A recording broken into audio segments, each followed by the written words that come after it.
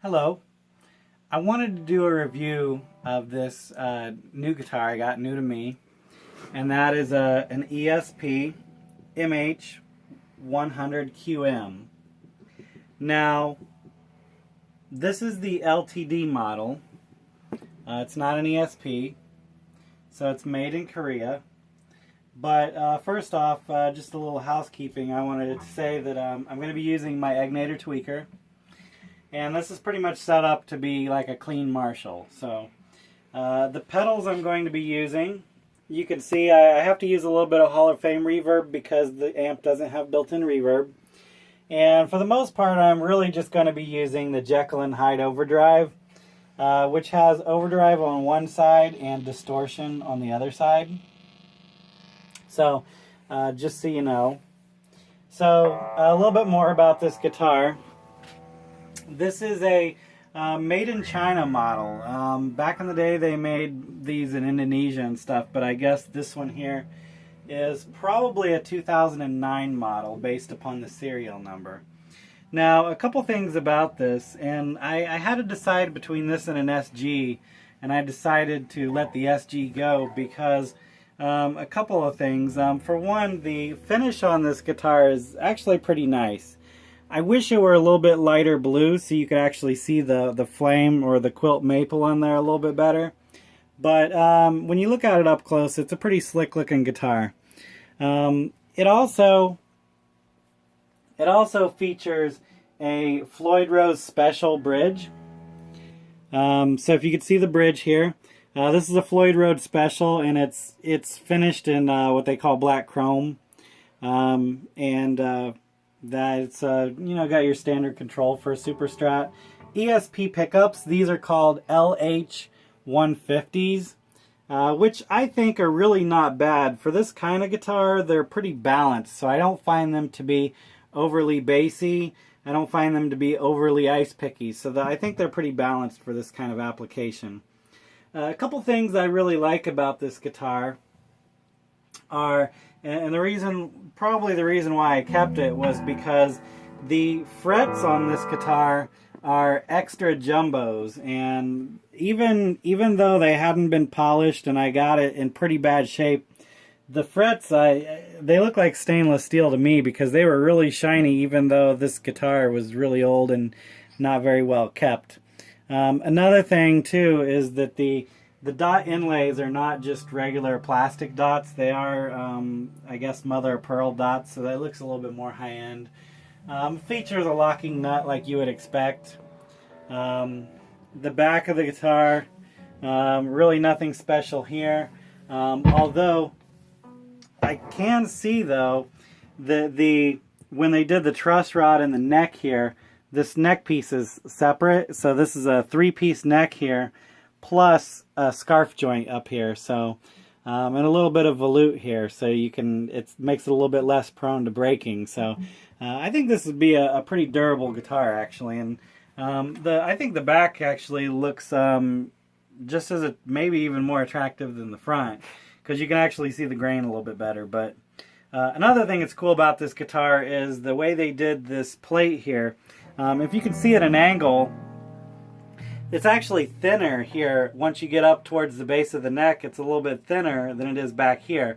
So it makes it, when you come into this area here, it actually makes it pretty comfortable compared to most other guitars that I see in this range. And even I've had guitars from Dean and stuff like that are Super Strats, and even they had the fat Strat kind of chunky neck right here at the base.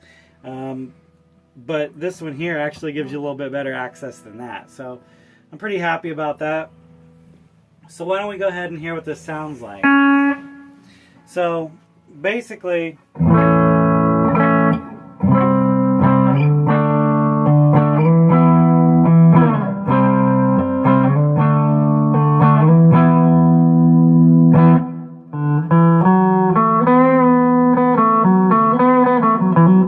so you'll notice that this is not very pristine. You're not really going to get pristine with this. So here is the neck pickup.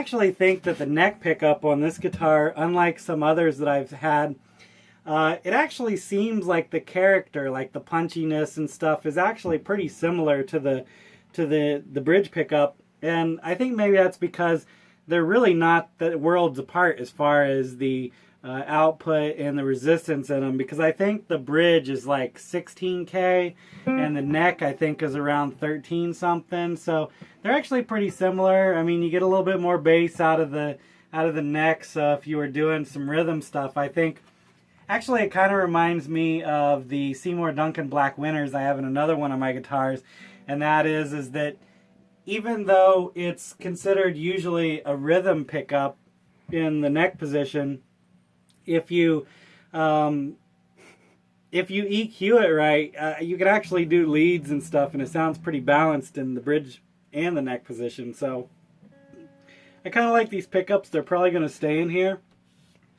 even though I usually replace pickups in all my guitars. But these are actually pretty nice.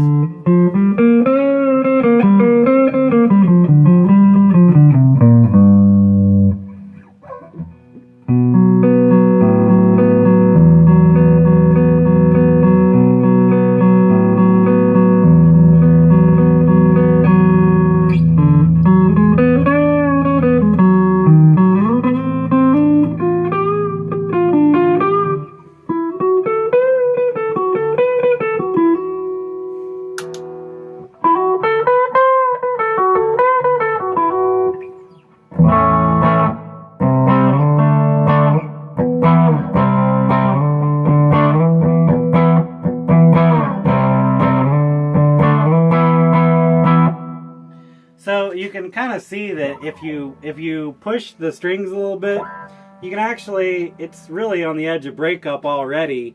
So you really don't have to do much with these pickups, you know, just doing simple rhythm stuff.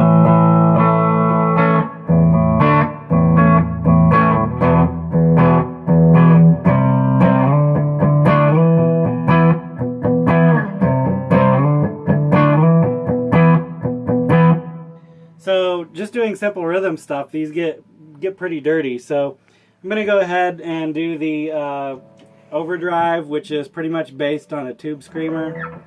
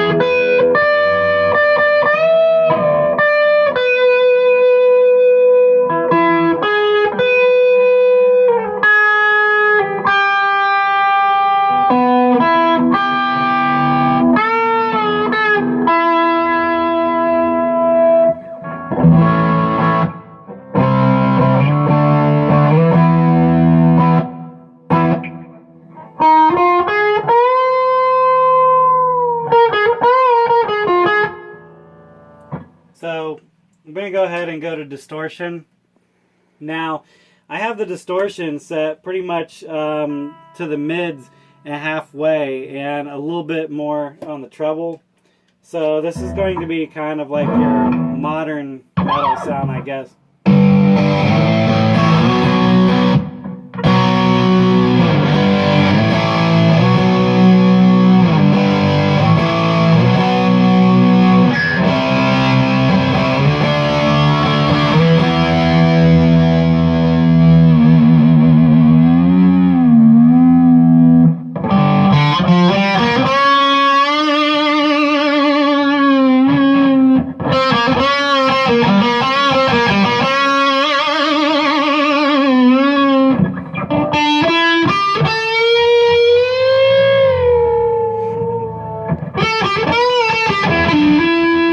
So it's got all those whales. It's got all those whale sounds inside. So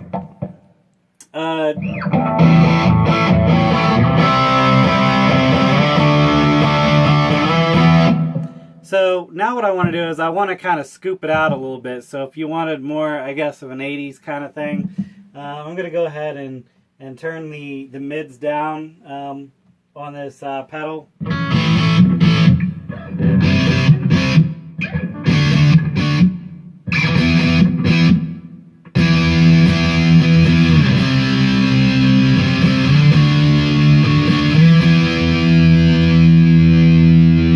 I know a lot of people say that that's not how you do metal, by scooping the mids, but if you want to.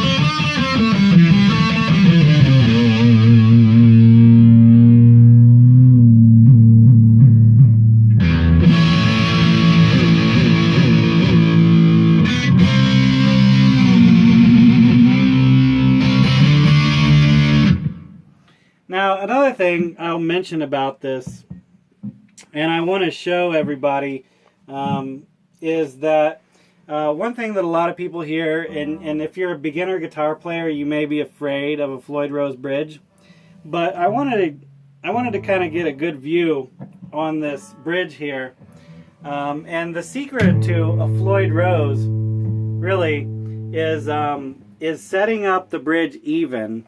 Because if you can see here at an angle, this bridge is completely flat and basically parallel with the body.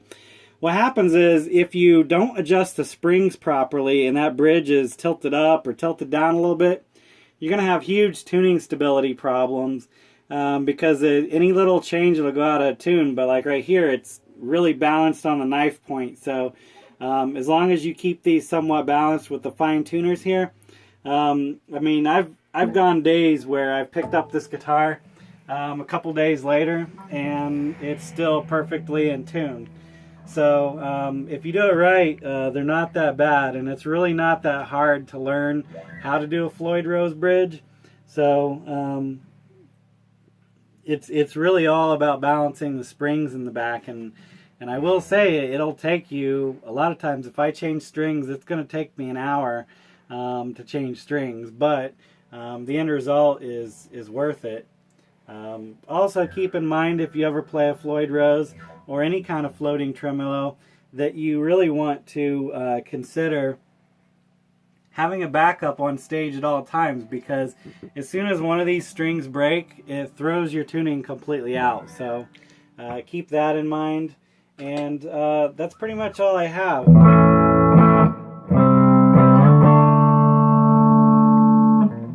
But I think this is a pretty swell guitar, and hopefully you do too. So thank you for watching my video. I know that I really suck at playing, but thank you for bearing with me.